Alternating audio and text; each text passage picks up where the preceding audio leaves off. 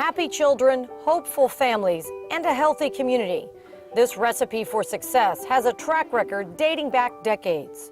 And I just firmly believe that if we can reach women when they're pregnant and infants and young children at an early age, we can change their lives and we can change the course of their history.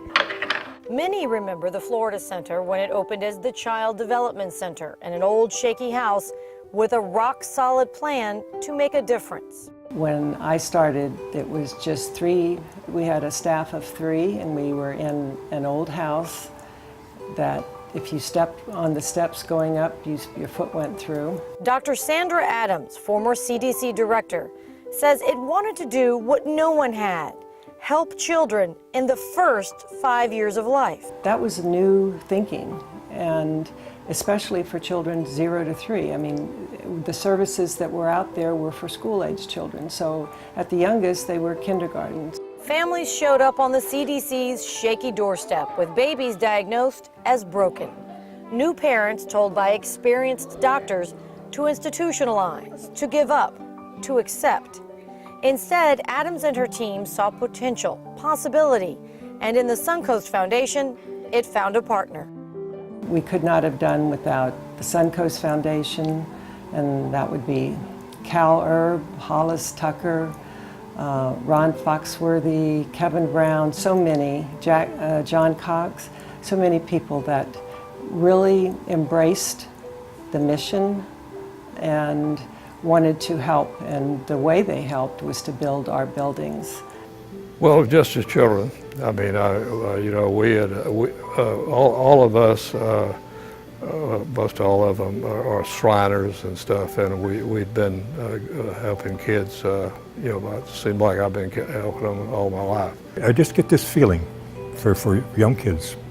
I mean, these guys that just got behind this program, that is unique in a community, to have that kind of support and caring and real commitment to children. To bring this from the day when Dr. Goldstein and Rothman were the first ones to get a $25,000 grant.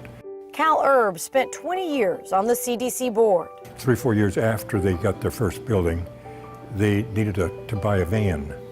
Well, they didn't have the money to buy the van, so we put together a program out at Osteria's on St. Armas Circle, and then I had talked to Rick Martin about this van we were going to buy. And he said, well, you're not going to raise enough money with $100 a piece for 100 people to buy a van. He says, I'll pick up the balance. And Rick Martin picked up the balance, which is about $12,000, I think. And he says, I don't want anything for it. We wanted to put his name on it. And he said, no, I don't want my name on it, but we did anyhow. So it's people like that get so inspired about what people are doing out there that it's just been a good program. Then as Erb and others harnessed powerboat dollars to change young lives, a campus took shape and the state took notice. The governor used to come here a lot, and the reason was because our approach was a very effective one. Not only does Alyssa get one-on-one attention here at the center, an entire team is working with her. The center's story spread. Cameras captured what some thought impossible. Not only was the little girl unable to hear or communicate with other people, she also couldn't walk. Success before children like Lauren even celebrated their 5th birthday.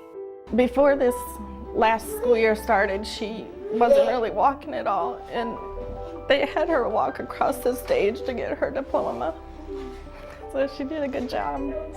But this organization has never worried about the publicity. They just worry about getting the job done. Former State Senator Mike Bennett helped the Child Development Center fight for state funding. Where the Florida Center, I think, is different is they're one of the few organizations that works just as hard on prevention as they do actual treatment of kids. We say, if we can't appeal to your heart, let me appeal to your head. It's the most cost-effective approach to dealing with special needs children and at-risk children. More than 30 years and nearly 75,000 square feet later, the Child Development Center merged with the Family Counseling Center of Sarasota, creating the Florida Center for Early Childhood. Today, the Florida Center offers community outreach, early childhood intervention, development therapy, plus parent education.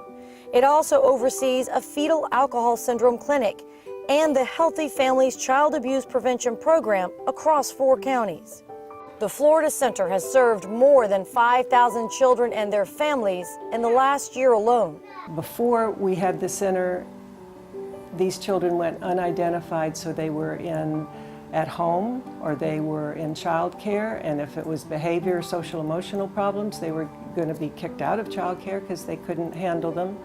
And they would show up in kindergarten as the problem. So those first 5 years, we lost all that time in being able to help that child and that family. We really are being seen as experts in the field. Current Director Catherine Shea says her team sits ready to do more. We have signed contracts with Ohio and Kentucky and FSU to do training here in the state of Florida and elsewhere, and we never anticipated that something like that would happen. So it's very exciting, and we're getting a lot of not just state recognition but national recognition for our work in early childhood. So it's really very cool. Shea says as costs rise and funding sources dwindle, the Florida Center has to look at what's needed to continue the fight for children in need and families in crisis. We actually submitted an application to start a charter school. Oh, you're really good at this. The now nationally accredited nonprofit tackles some of the toughest problems facing many of our tiniest citizens. The goal, to enrich the relationships surrounding these babies in their first year of life. 3. The Florida Center sees something others may miss: the power of hope. Here, healing takes place as a family. I think we are so blessed as an organization to have incredibly committed staff. We couldn't do the work that we do without the staff that we have. They really have done a wonderful job. And I have 6 beautiful grandchildren. A lot of people ask me, why are you on that board? Did you have a family member that had a disability? I said, no, I just appreciate what I have, and I just like to work with kids. It couldn't have happened without the people here. It wouldn't have happened. I couldn't ask for a better place to bring her. I feel safe leaving her here. I know she's well taken care of. These are good tears, really. It's like tears of gratitude.